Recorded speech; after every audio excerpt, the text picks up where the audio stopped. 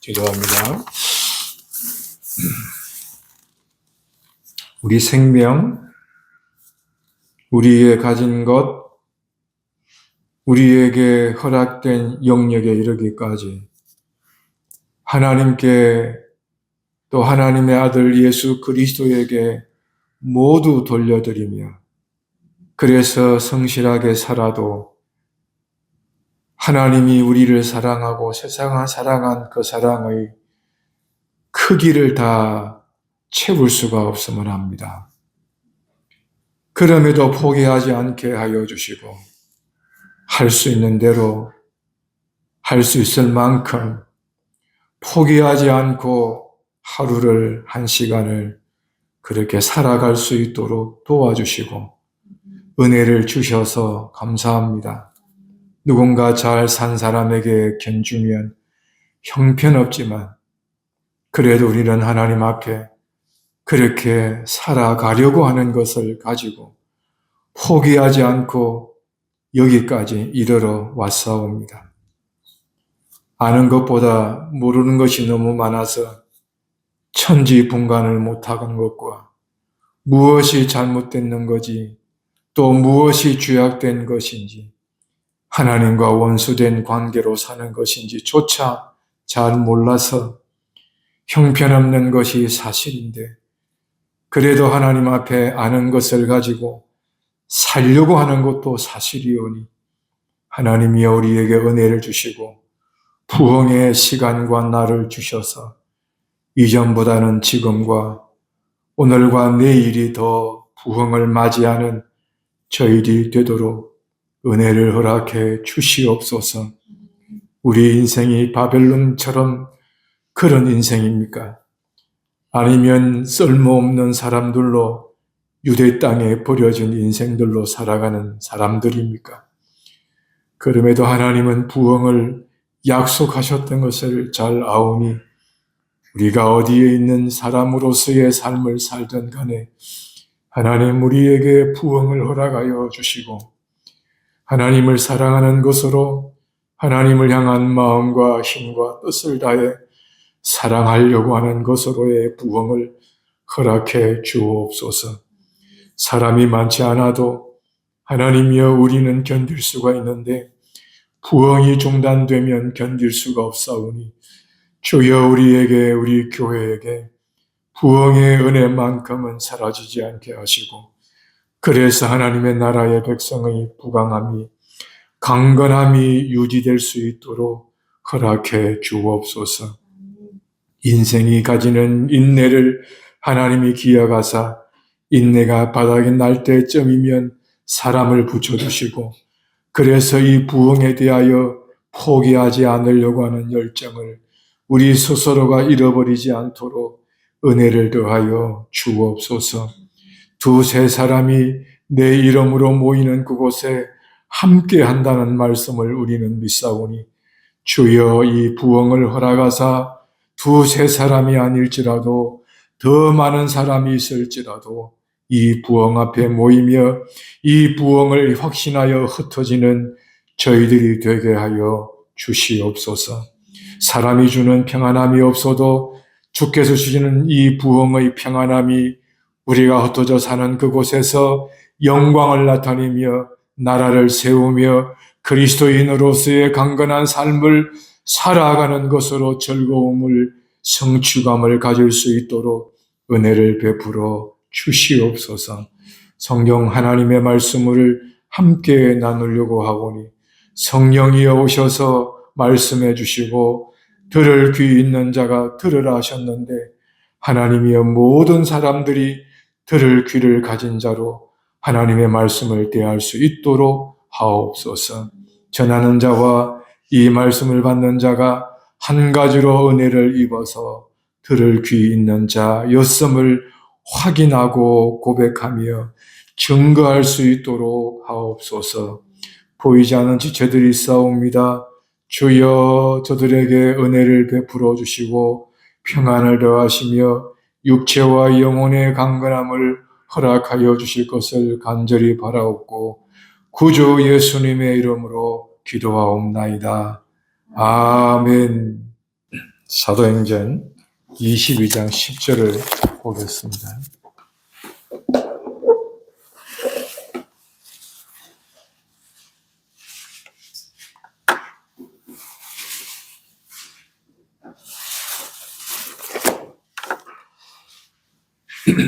사도행전 22장 10절입니다.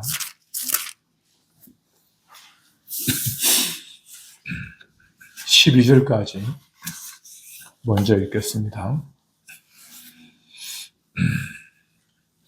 바울이 내려가서 그 위에 엎드려 그 몸을 안고 말하되 떠들지 말라. 죄송합니다. 22장 10절. 내가 가로되 주여 무엇을 하리이까? 주께서 가라사대 일어나 다메섹으로 들어가라. 정한 바 너의 모든 행할 것을 거기서 누가 이르리라 하시거늘 나는 그 빛의 광채를 인하여 볼 수 없게 되었으므로 나와 함께 있는 사람들의 손에 끌려 다메섹에 들어갔노라. 12, 13절을 같이 읽습니다. 율법에 의하며 경건한 사람으로 거기 사는 모든 유대인들에게 칭찬을 듣는 아나니아라 하는 이가 내게 와 곁에 서서 말하되 형제 사오라 다시 보라 하거늘 즉시 그를 쳐다 보았노라. 아멘.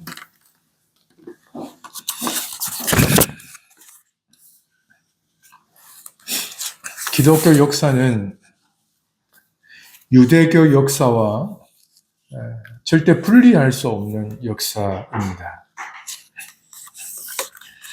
그리고 유대교 역사도 기독교 역사와 결코 분리할 수가 없습니다. 반드시 이 두 역사는 유기적인 관계를 가져야만 합니다. 그런데 지성과 이성의 힘을 의지하여 성경을 해석하고 분석하고 비평할 힘을 가진 사람이라 여긴 힘의 확인 이후로부터 기독교 역사를 유대교와 분리하고 있고 구약과 신약, 즉 옛 언약과 새 언약을 분리하고 있으며 따라서 기독교 안에 참된 하나님의 교회를 구현하려는 사람들조차도 구약의 안식일과 신약의 주일을 분리해서 그렇게 주일을 그들의 편리에 따라 살아가고 있습니다. 전반적인 구조 안에 구약과 신약, 유대교와 기독교 이 관계는 항상 같이 있어야 하고 그래서 언제나 유기적 관계 안에 있다는 사실을 인정하며 살아야 합니다. 그리고 하나 덧붙여 말씀을 더해보면 기독교는 유대교를 통합 흡수해서 그 유대교가 어떤 약속 가운데 살아왔고 유대교의 정체성이 무엇인지를 기독교가 확인시켜 주어야 합니다.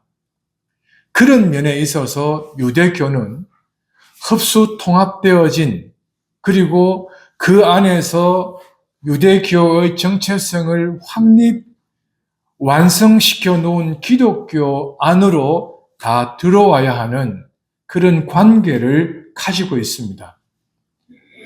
왜 유대교 사람들이 기독교를 이단으로 그들은 왜 기독교 안으로 흡수하여 함께 가려고 하지 않았을까? 그 이유는 그들이 믿어왔던 수천 년의 역사를 기독교 안에서 인정해야 하는데 인정하기가 어렵기 때문에 그러합니다. 어떤 면에서는 포기해야 하는 것이 있습니다. 성전을 포기해야 합니다. 율법을 기독교 안에서 해석되어져야 한다는 사실을 인정하면서 그들이 지켜왔던 모세 오경이라고 하는 절대 규범과 같은 캐논을, 율법을 그들은 기독교 안에서 해석해야 한다는 생각의 전환을 가졌어야 했었습니다. 근데 그것을 하기 싫어했거든요. 아브라함도 내려놓아야 했고, 모세도 내려놓아야 했고, 엘리야도 내려놓아야 했고, 다윗도 내려놓아야 했었던 그들의 역사를 포기할 수 없었기 때문에 기독교를, 예수 그리스도를 혹은 예수 그리스도의 제자들의 전하는 말을 수용하지 않았던 것입니다. 그래서 바울이 유대인이요, 그리고 로마의 시민권을 가졌다는 것을 알려주었음에도 불구하고 유대인들은 바울을 무시하기 시작하였습니다. 바울이 전하는 도를 그들에게 바울의 입으로 전해주고 있고 그 소리를 계속하여 들어야 하며 그들은 그것을 인내할 수가 없다는 표현을 합니다. 그래서 바울을 매우 위험한 인물로 그렇게 고발하려 합니다. 다행히 바리새인 유대인들로 인하여서 바울이 지지를 받고 좀 더 유연한 반응을 보였기에 바울은 그의 말로 다시 진술할 기회를 얻어서 진술한 그러한 기회, 그러한 사건이 있었는데 그마저도 듣기를 싫어한 것이 유대인, 즉 사두개파 중심의 유대인들이었습니다.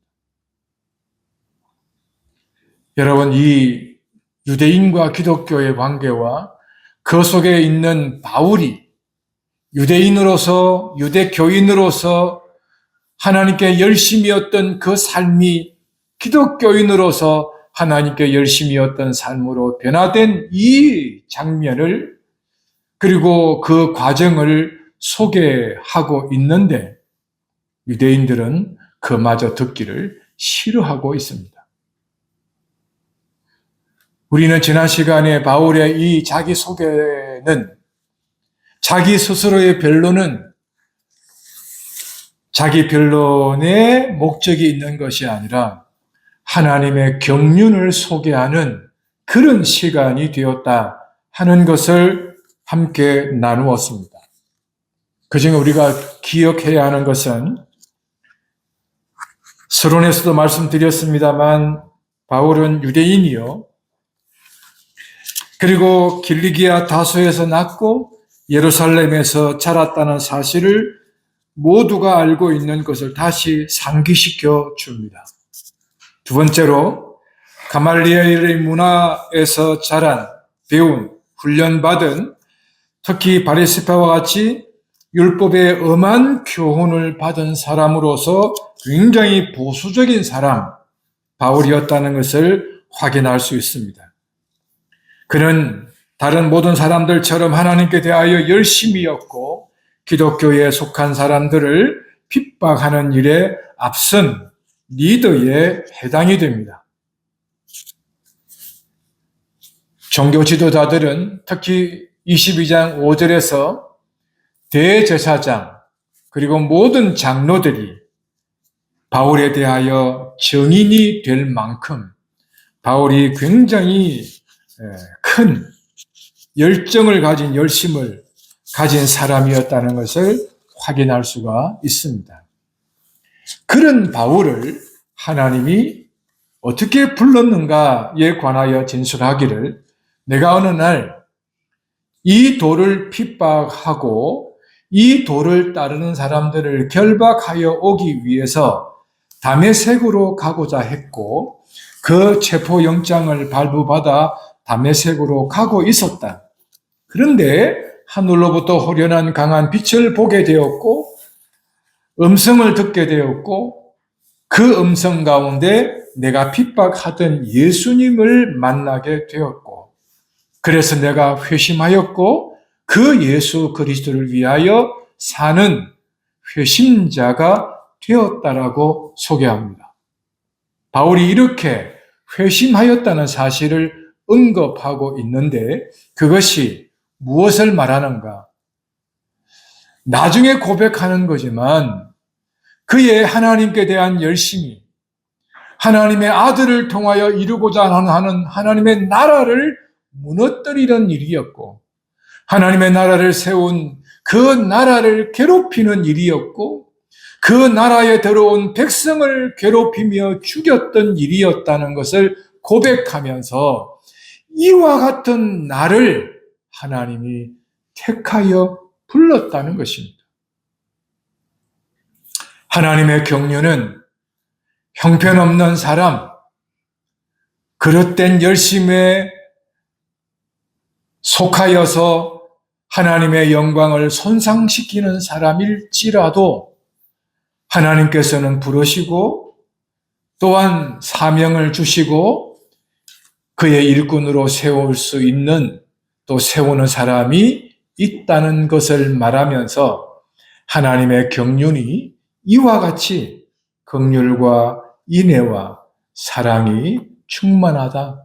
우리가 그 사랑과 또 긍휼과 인애를 청량할 수 없다라고 바울은 그의 서신에서 말하고 있는 것을 보는데, 바울의 이 자기소개는 그 하나님의 경륜을 자기와 같은 사람을 신실하게 긍휼과 사랑으로 대하여 나에게 직분을 맡기는 경륜이 있다는 것을 소개하였다. 그것이 지난 시간 우리가 함께 나누었던 말씀입니다.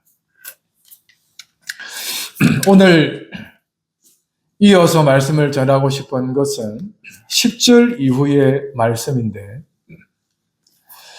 내가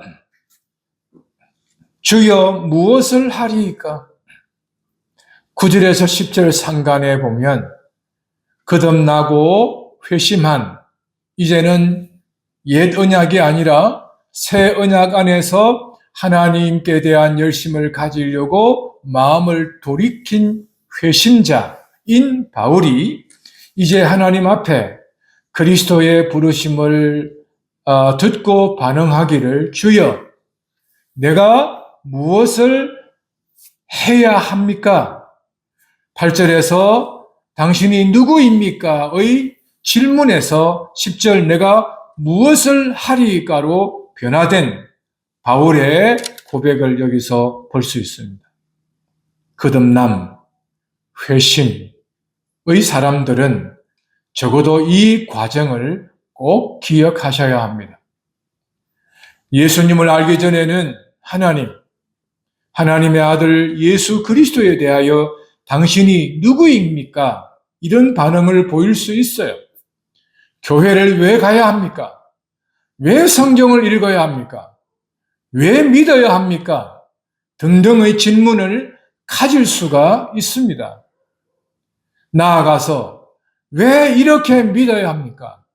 왜 이렇게 엄격해야 합니까? 등등 확장해서 의문을 제기할 수가 있습니다.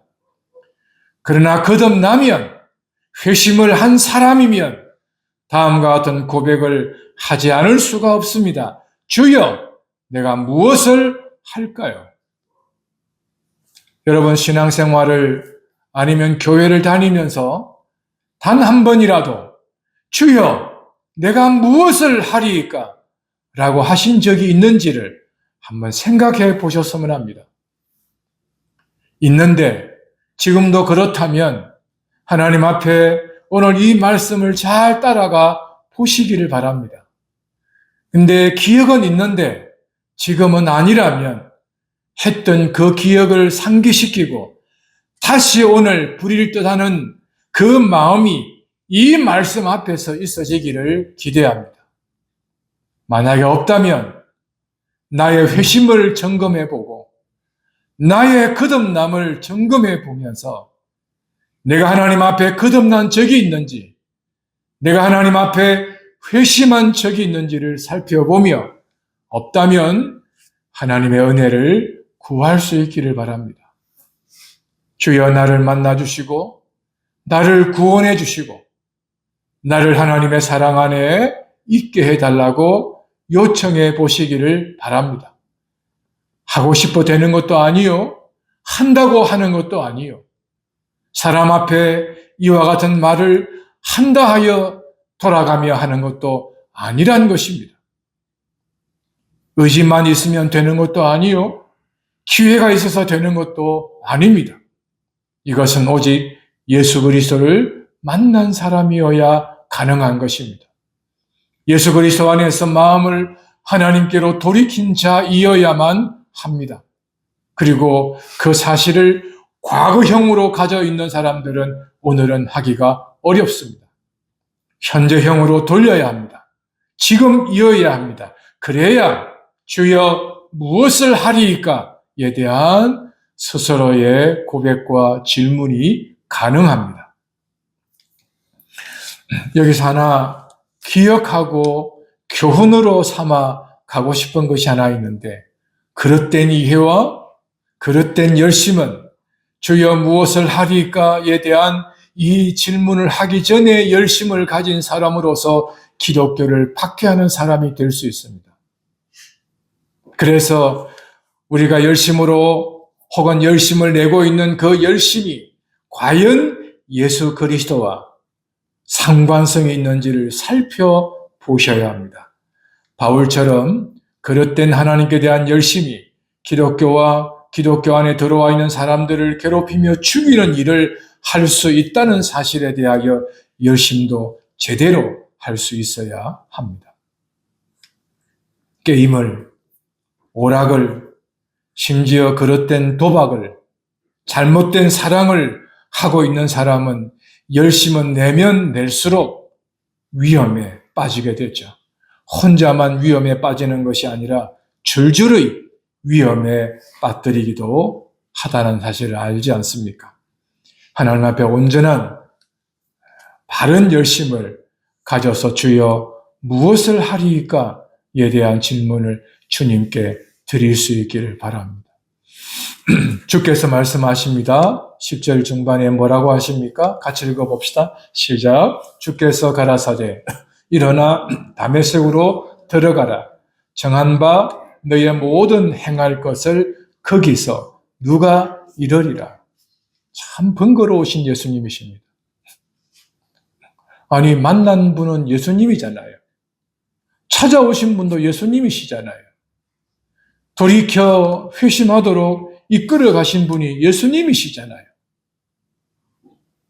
지금 아나니아가 이야기하는 바이지만 바울이 그때를 회상하며 자기 진술을 하는 것이지만 이 말씀을 근거로 본다면 아니 예수님 뭘 번거롭게 다메섹에 가요. 여기서 하면 되지요.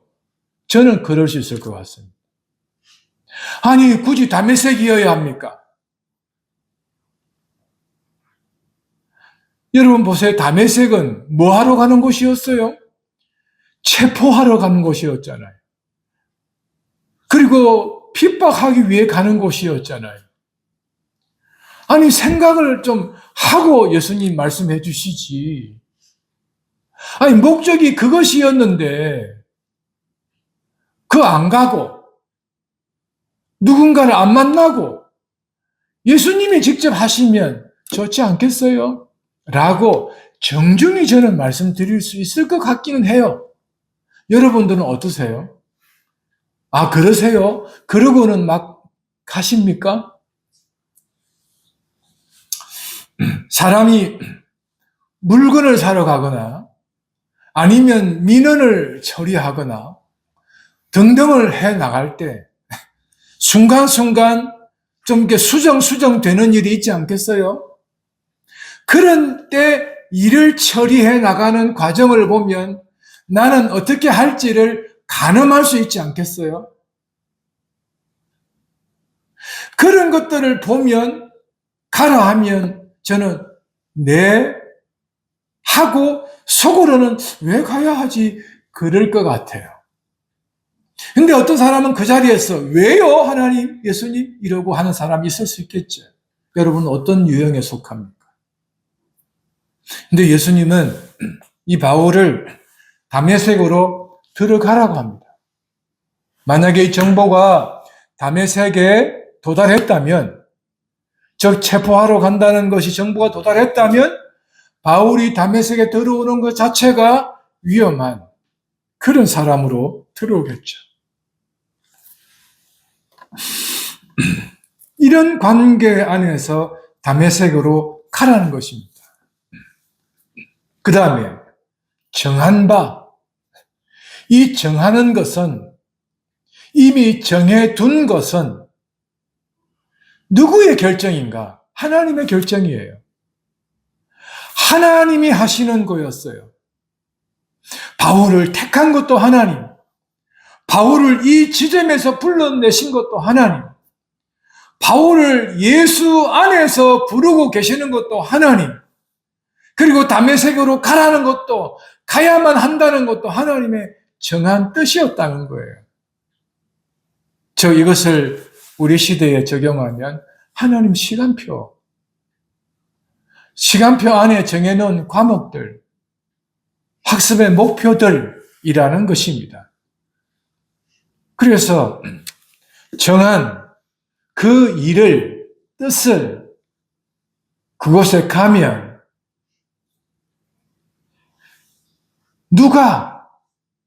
누구라고 이야기 안 해요. 누가 말해줄 것이다. 이 이야기입니다. 여러분 여기 보면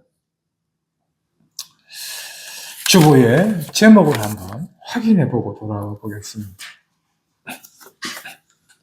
지난 시간에 바울의 개인 변론은 하나님의 경륜을 나타내는 것이었다면, 두 번째, 바울의 개인 변론은 그 다음 같이 봅시다. 교회의 목회적 돌봄과 그 영광을 말하는 것이다. 목회적 돌봄을 여기서 말해주고 계십니다. 자, 그러면 교회 뭐 하는 곳이겠어요? 목회적 돌봄이 있는 곳이죠. 그 목회적 돌봄은 뭐 하는 겁니까? 라고 묻는다면 하나님의 뜻을 알려주는 거죠. 그 하나님의 뜻이 뭡니까? 바울이 해야 할 일입니다. 해야 하는 일뿐만 아니라 살아야 하는 삶까지도입니다. 교회가 목회적 돌봄이라는 것은 각자가 예수 그리스도 안에서 부름을 받았다면 그에게 대하여 하나님의 자녀로 살아가는 삶을 알려주는 것이 목회적 돌봄입니다. 개인을 향한 하나님의 계획, 그들을 향한 하나님의 계획을 알려주는 것이 목회적 돌봄입니다.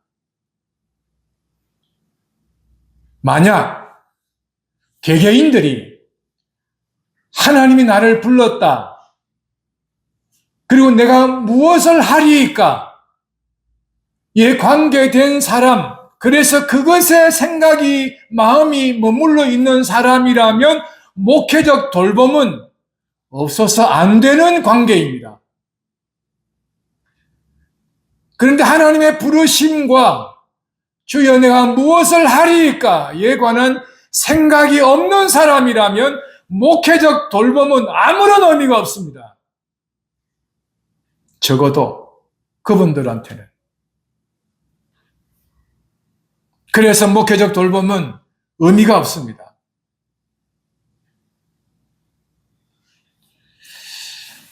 여러분, 교회와 가정, 예수 그리스도와 성도의 관계를 가정의 부부 관계로 잘 묘사하고 있는 성경이 고린도 전후서입니다.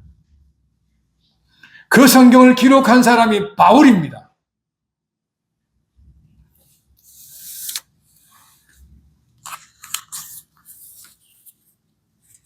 한 여자로 한 아내가 된 이 여인이 두 남편을 섬길 수가 없습니다. 이미 바람이 난 사람이라면 지금의 그 남편이 어떤 것을 해 주어도 양과 성에 차지 않을 겁니다. 남성도 마찬가지입니다. 바람이 난 사람이라면 그 어떤 것으로도 만족과 충족이 되지 않을 것입니다. 항상 집 밖의 것으로, 집 밖으로 마음이 쏟아져 나가게 될 것입니다. 그런 사람들에게 아내와 남편의 역할은 의미가 없는 것처럼 목회적 돌봄은 아무런 의미가 없어집니다. 바울을 통해서 하나님께서 말씀하고 있는 것은 바울의 목회적 돌봄이 하나님과 예수 그리스도의 1대1의 관계가 아니라 교회 안으로 집어넣어 버립니다. 그래서 교회 안에서 이 바울을 향한 하나님의 일을, 계획을 이루고 계십니다. 지금 그것을 이야기하고 계십니다. 현대인들은 수많은 교회들이 눈앞에 와 있고 자기 마음의 눈에 맞는 교회들이 천지에 있었기 때문에 언제든지 아이들이 학원을 바꿀 수 있는 것처럼 바꾸어 버립니다. 그래서 하나님 앞에서 목회적 돌봄이라는 것은 안중이 없어요. 내가 원하는 곳에 내가 원하는 삶을 살고 싶은 것이 인생의 목표가 되어버렸습니다. 사람은요, 새 것에는 새 마음을 갖게 됩니다. 새 것이 오래가는 것은 길어야 3개월, 최장인 6개월이라 하는 사람들의 말이 있는데 꼭 맞지는 않은 것 같아요. 1개월도 있고, 일주일 만에 후회하는 사람이 있고, 1년, 3년 만에 바꾸는 사람들도 있더라고요. 그래서 길어야 3년, 6개월, 그건 그냥 참고만 하면 될 것 같아요. 사람에 따라서 1개월도 되고 1년도 되더라 하는 겁니다. 바울을 통해서 하나님께서 예수 그리스도의 입을 통하여 말하고 있는 것은 다메섹으로 가라는 것입니다. 그곳에서 정한 바를 알려줄 것이다. 누가? 그것이 전부였습니다. 이것이 하나님께서 오늘 우리에게 교회의 가치가, 질서가, 하나님의 뜻이 무엇인지를 알려주는 중요한 지침이기도 합니다. 신학생으로서 바울에 대한 이해는 누구나가 다 가져요. 본인도 그런 사람 중에 한 사람인데요. 최근에 사도행전 19장과 23장을 스터디하면서 바울에 대하여 새롭게 보기도 하고 새롭게 만나기도 하고 바울을 통해서 깨달아지는 하나님의 나라의 질서와 거룩한 그리고 아름다움의 크기를 다시금 알게 된 것이 많이 있습니다. 그 중에 하나가 이 10절입니다. 그래서 하나님께서 예수 그리스도의 입을 통하여 가라는 것입니다. 그곳에서 내가 할 것이다. 근데 누가 이룰 것이라고 이야기합니다. 이 사람으로 인하여 그의 행할 바를 알려주는 것인데 그 말은 사람의 말이지만 내용과 뜻은 나의 말이다. 그것이거든. 오늘 목회적 돌봄이 말로 이루어집니다.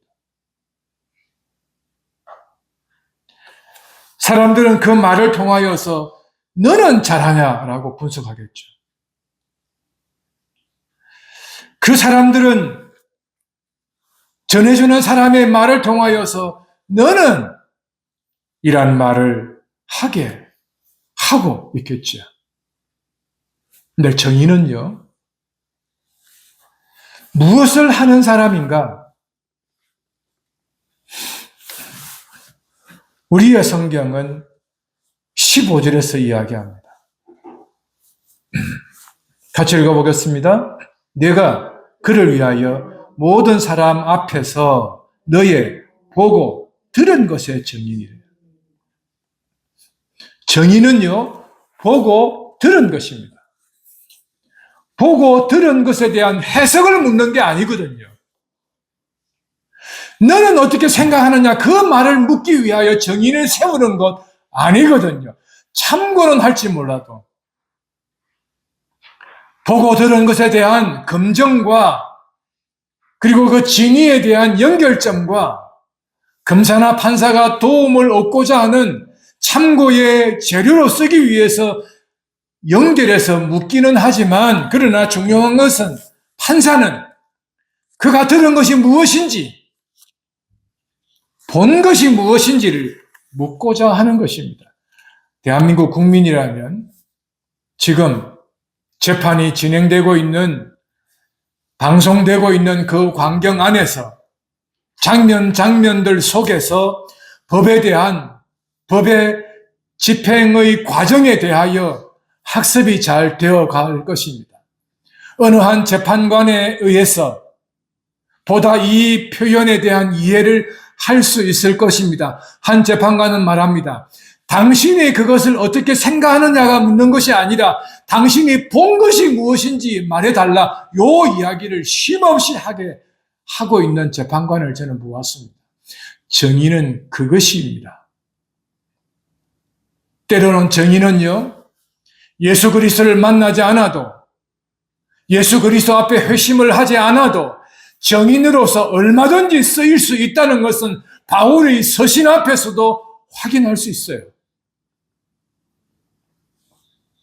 그릇된 목적으로 증거할 때 그것으로도 얼마든지 하나님은 구원하는 백성을 세울 수 있다는 이야기를 하고 있습니다.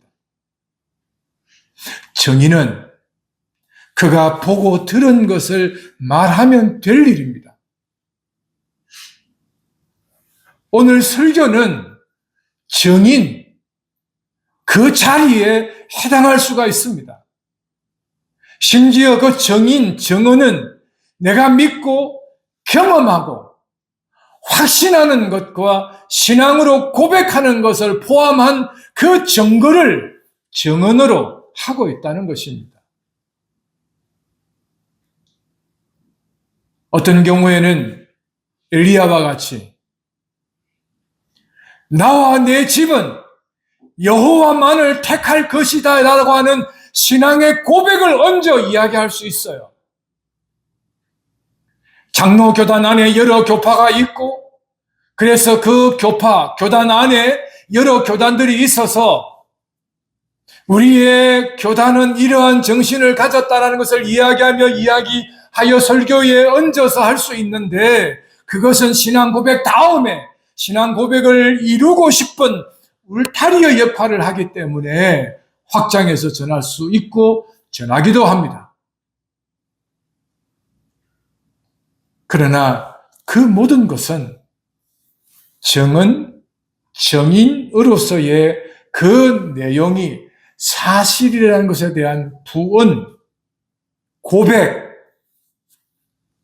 그래서 이 증거가 내게 임하였고 나는 이 증거로 인하여서 이런 사람이 되었노라, 요 이야기를 하려는 것이죠. 그러나 정언에 있어서는 다르다 하는 것입니다. 근데 여기서 논란이 되는 것은요, 정인이 증명하려고 노력할 때가 있어요. 신의 존재를 증명하려고 하고 있고, 증명을 하려다 보니 주장을 하게 되고, 주장을 하려고 증명을 하려다 보니 자신의 새로운 논리가 거기에 더해져야 하고, 이런 경우들이 많습니다. 고대에, 지금도 그러한 철학자가 존재하기도 합니다만, 고대의 철학자들이 신에 대한 존재 증명을 하려고 얼마나 많은 노력들을 하였는지 문헌들을 통해서 확인할 수 있어요. 하나님은 인간에게 자신의 존재를 증명할 기회를 주지 않았어요. 인간에게는 신에 대한 존재 증명을 할 수 있도록 자격을 준 적이 없어요. 특히 타락한 인간에게 말입니다. 정인으로, 증거자로 하나님이 세워서 오늘 우리까지 그 자리에 이르게 한 것이지요. 바울은 이 증거에 대한 정인으로서의 역할에 예수 그리스도로부터 이야기 듣습니다. 거기서 이룰 것이다. 누가? 그 말씀입니다. 자, 그러면 그 누가 정인으로 세우고자 하는 누가는 누구일까? 13, 2절을 보겠습니다. 같이 보겠습니다. 율법에 의하면 경건한 사람으로 거기 사는 모든 유대인들에게 칭찬을 듣는 아나니아라 하는 이가 그 사람이 내게 와 곁에 서서 말했다 하는 것입니다. 내게 왔다는 것입니다. 여러분, 사도행전 9장과 10장을 살펴보면 바울을 부르신 자가 하나님이시다면 아나니아를 찾아가신 분도 하나님이십니다. 그래서 바울을 부르시고 아나니아를 불러서 함께 둘을 만나게 합니다. 그리고 어느 지점에 가면 그가 있을 것이라고 알려주기도 합니다. 그래서 아나니아에게 그 말을 하고 있습니다. 바울은 몰랐죠. 모르는 바울은 그냥 다메섹으로 가.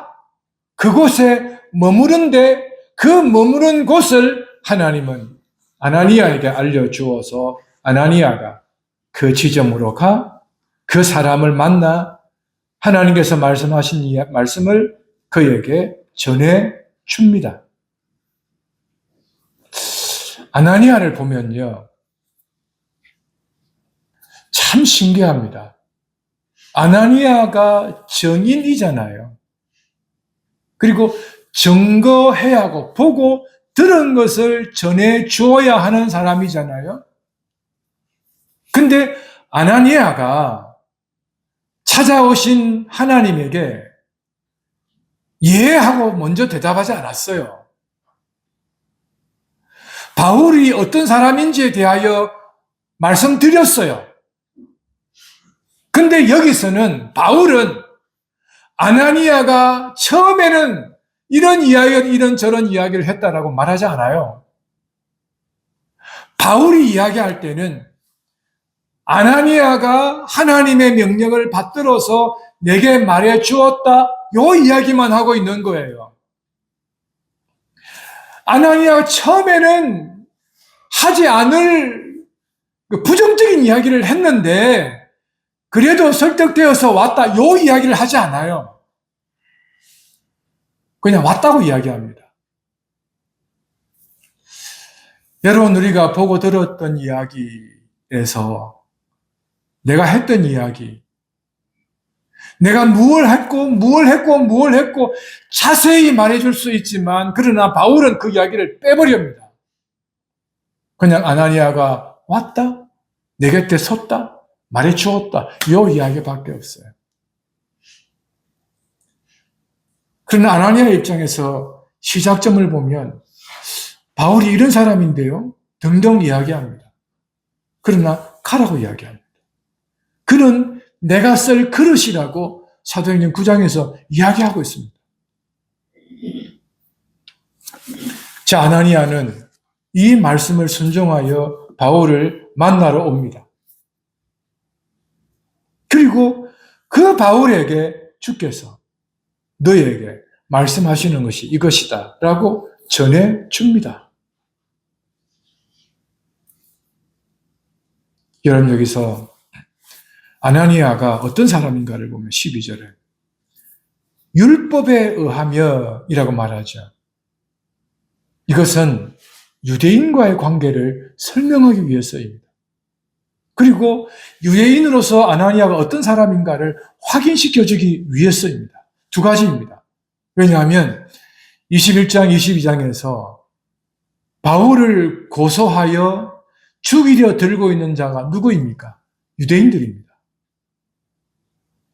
그런 유대인들을 향하여서 특별히 바리새파 유대인들은 아주 적극적으로 바울을 향하여 공격하고 있습니다. 그런 유대인들 속에 바리새인들로 인하여서 우호적인 그런 변론을 좀 받고 있기는 하지만 그러나 완전한 지지는 아니잖아요. 합으로 말하면 모든 유대인들이 바울을 지금 안 좋게 보고 있는 거잖아요. 그런 유대인들 앞에 바울이 있는데 바울이 이야기합니다. 아나니아를 덜먹입니다. 그 아나니아가 율법에 의하면 경건한 사람으로서 다 같이 읽어봅시다. 그 다음에 거기 사는 모든 유대인들에게 칭찬을 듣는 아나니아다. 이 말로 인하여서 거기에 있는 사두개파 유대인들, 바리새파 유대인들의 생각을, 판단을, 그리고 하려는 의지와 목적을 잠시 묶어버립니다. 그 의도가 다분히 있죠.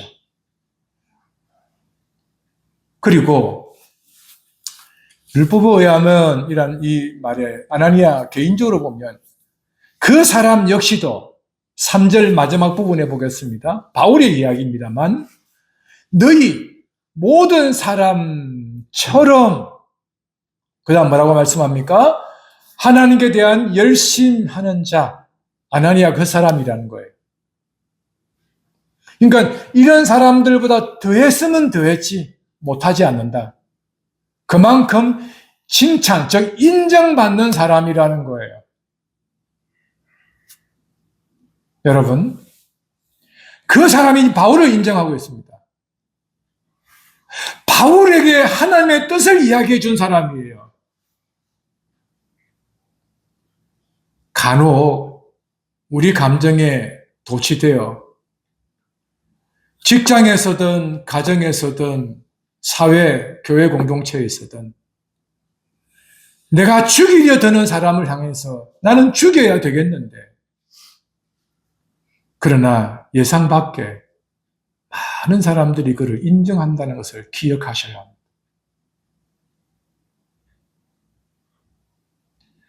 내가 형편없다고 여기는 그 사람을, 죽이려고 하는 그 사람을 그 사람들 모두가 인정하는 사람으로부터 인정을 받는 사람이다 하는 것을 기억하셔야 합니다. 반대로 여러분들과 저를, 우리를 그렇게 죽이려 드는 사람일지라도 우리가 어떤 사람인지 알지 않습니까? 여러분들을 인정하는 사람이 있잖아요. 여러분들을 칭찬하는 사람이 있지 않습니까? 그런 사람들, 특별히 신앙과 삶에 있어서 하나님이 인정하고 교회가 인정하는 사람이라면 괜찮지 않을까요?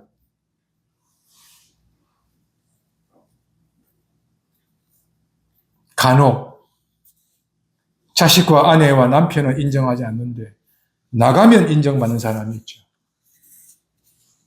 그럴 때 가족들은 뭐라고 이야기합니까?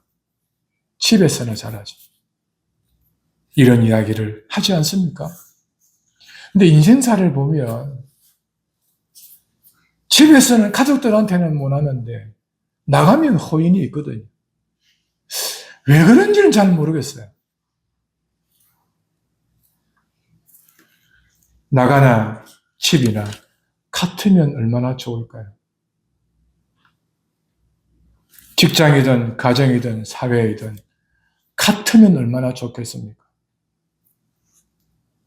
불신자를 만나든 신자를 만나든 같으면 얼마나 좋겠습니까? 근데 우리 모두는 모든 사람들에게 칭찬을 받을 수는 없습니다. 집에 보십시오. 뜨거운 걸 좋아하는 사람이 있으면 차가운 걸 좋아하잖아요. 찌개를 끓여도 국물을 좋아하는 사람이고 건더기를 좋아하는 사람이 있잖아요. 밥상 앞에 어떻게 그걸 다 맞춥니까? 어떤 사람은 싱거운 걸 좋아하고 어떤 사람은 간이 좀 삼삼한 걸 좋아하잖아요. 그럼 어떻게 다 맞춰요? 교회에서 식사를 하다 보면 어떨 때는 싱겁고 어떨 때는 좀 간이 됐고 그렇잖아요. 좀 싱거우면 살짝 가서 소금 가져오면 되고 소금이 안 좋으면 간장 넣으면 되고요. 싱거우면 살짝이 건더기만 건져 먹고 아니면 따뜻한 물 좀 끓여서 살짝 부으면 되고 그걸 바깥으로 드러내는 순간 주장하게 돼요.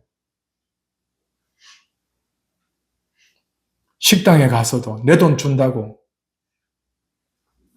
이러니 저러니 하면요. 고객이 왕이라서 그 앞에서는 머리를 숙여도 나가면 소금 뿌려요. 자기는 집에서 싱겁게 한다고 하는데 좀 달게 설탕을 넣는다는 게 소금을 넣어놓고는 소태를 만들어 놓을 때가 있는데 우리는 세상 가운데 용납이 잘 안 되는 인생을 사는 것 같아요. 하나님 앞에 산다는 것이 무엇인지를, 인정을 받고 산다는 것이 무엇인지를 통합적으로 생각을 해보면 우리는 위로를 어떻게 받을 수 있을지 알 수 있지 않겠어요? 아나니아는 하나님 앞에 산다는 것이 무엇인지를, 그리고 그가 지지하고 그가 세우려 하는 하나님 뜻을 이루는 것에 대하여서 어떻게 하고 있는가를, 바울에 대한 온전한 호의와 지지와 그리고 이해와 사랑을 다 가지지 않았을지라도 바울에 대하여 하나님의 뜻을 이루고 있는 아나니아, 그리고 그 아나니아에 의해서 세움을 입은 바울, 그 아나니아를 통해서 두 가지 사건이 있었잖아요. 하나는 눈이 떠졌고 하나는 성령을 받게 되었어요. 그랬던 바울에게 있어서 아나니아를 주목시킵니다. 아나니아가 율법에 의하여 유대인 사람들과의 관계에 대하여 어떤 사람인가를 소개하고 있는 거거든요. 14절에 그가 우리 조상들의 하나님이 너를 택하였다라고 말해 주었다는 것입니다. 택하신 것은 누가 하는 겁니까? 하나님이죠. 택했다고 부르시는 자는 누구입니까? 아나니아입니다. 목회적 돌봄이 바로 이와 같습니다. 교회의 부름을 간과해서는 안 돼요. 신학을 하게 될 때, 목사가 되어질 때, 하나님이 자신을 부른다는 거 오케이, 맞아요. 그런데 교회의 부르심을 기억해야 합니다. 가고 싶어서 추천서 하나 딸랑 들고 와서 추천해 주세요. 이것이 교회와의 관계가 아니라는 것입니다. 하나님 앞에 내가 부르심을 받았는데 나는 이런 확신이 있는데 그런 다음에 교회가 살피도록 기회를 주셔야 돼요. 목회학의 선생이었던 곽알련 교수님께서 목회학을 고려신학대학원의 교재로 그리고 영향을 참 많이 받은 목회 철학이 있는데 바로 이 부분입니다. 그래서 우리 교회를 개척할 때도 교회가 개척하는 것을 굉장히 원했습니다. 이런 관계 안에서 개인이든 교회든 하나님의 부르심을 입지만 그러나 교회의 파송을 받을 수 있어야 된다. 그게 지금 하나님의 경륜을 이루고 있습니다. 질서 안에서. 대단하지 않습니까? 이 부분. 너를 택하였고 너로 하여금 자기 뜻을 알게 하셨고 저 의인을 보게 하셨다. 그 입에서 나오는 음성을 듣게 하셨다. 따라서 모든 사람 앞에서 너희 보고 들은 것에 대하여 증인이 되라. 이게 그를 향한 목회적 관점에서의 두 번째입니다. 마지막 세 번째 16절을 보겠습니다. 같이 보겠습니다. 이제는 왜 주저하느냐? 일어나 주의 이름을 불러 세례를 받고 너의 죄를 씻으라 하더라. 목회적 사역의 돌봄의 제일 마지막입니다. 세례를 이야기하고 있습니다. 바울은 할례를 받은 사람입니다. 할례를 받은 사람에게 세례가 무슨 의미가 있겠습니까? 세례를 받아라고 이야기합니다. 상징적인 의미가 있죠. 중요한 것은 그 뒤에 나오는 증거입니다. 죄 사함을 받아라. 죄 씻음을 받으라는 것입니다. 세례는 곧 죄 씻음에 대한 하나님의 은혜가 거기에 있다는 사실을 말합니다. 즉, 세례는 죄 씻습니다. 이 말이 아니라 세례를 받아라, 죄 씻음을 받아라는 것입니다. 그러면 핵심이 뭘까요? 16절 다시 한번 보겠습니다. 일어나, 그 다음 같이 볼까요? 주의 이름을 불러 세례를 받고 너의 죄를 씻어라. 주의 이름을 부르는 것입니다. 그래서 할례를 받았으나 주의 이름으로 행한 할례 안에서 물세례를 받지 않아도 이 물세례는 주의 이름으로 죄 씻음을 받는다는 사실에 대한 행위의 표징과 같기 때문에 세례라는 것을 생략하더라도 할례 받은 사람이라면 삼위 하나님의 이름으로 죄 씻음을 받는다는 고백은 하라는 것입니다. 우리 교회가 울타리 성찬을 거행하는 이유가 바로 여기에 있습니다. 주의 이름으로 다시 세례는 받지 않아도 주의 이름으로 그 죄 씻음을 받는 세례가 합당히 온전히 이루어졌는지, 두 번째로 온전히 이루어졌다면 그 안에 구원의 감격과 은혜를 잃어버리지는 않았는지, 그 은혜를 다시금 세워주기 위해서이고, 마지막 세 번째로는 이 교회가 이 은혜 아래에서 모인 공동체라는 사실을 확인시켜드리기 위해서입니다. 그래서 우리 교회는 울타리 성찬을 거행하고 있습니다. 세례의 가치를 떨어뜨리는 것이 아니라 목회적 돌봄 안에 들어오기를 요청하는 시간이기도 합니다. 그래서 바울의 이 자기 변론은 하나님의 경륜을 이야기하면서 교회 목회적 돌봄을 이야기하는데, 결국은 하나님의 아들 예수 그리스도 안에서 이루신 십자가의 그 영광을 나타내는 통로로 쓰셨다는 것을 보여줍니다. 바울의 자기 변론은 목회적 돌봄을 이야기하였을 뿐만 아니라 하나님의 영광이신 예수 그리스도를 말하고, 예수 그리스도 안에서 삼위 하나님의 영광이 드러나고 그 영광이 교회로 하여금 찬양하게 하고 있다는 사실을 여기서 보여주고 있습니다. 목회적 돌봄이 왜 중요한지 이것을 우리에게 소개하고 있어서 여러분들 모두가 이 목회적 돌봄 안에 영혼의 부요함이 있고, 그래서 하나님의 영광을 나타내며 여러분들 스스로가 하나님의 영광이 되어 세상 가운데 파송받아 왕같은 제사장으로 살아가고 그곳에서도 하나님의 영광을 드러내는 그러한 삶의 열매가 가득하기를 주의 이름으로 축원합니다. 아멘. 기도하겠습니다. 하나님 우리 아버지, 은혜를 감사합니다. 바울의 자기 변론 가운데 목회적 진술을 드러내며 하나님의 경륜과 그리스도 안에서 이루신 경륜과 교회의 목회적 돌봄이 그 경륜을 이루는 통로라는 사실을 말해주고 있고, 세례, 삼위 하나님의 이름으로 시행되어지는 그곳에서 죄사함이 이루어진다는 것까지 잘 나타내었던 진술을 보게 됩니다.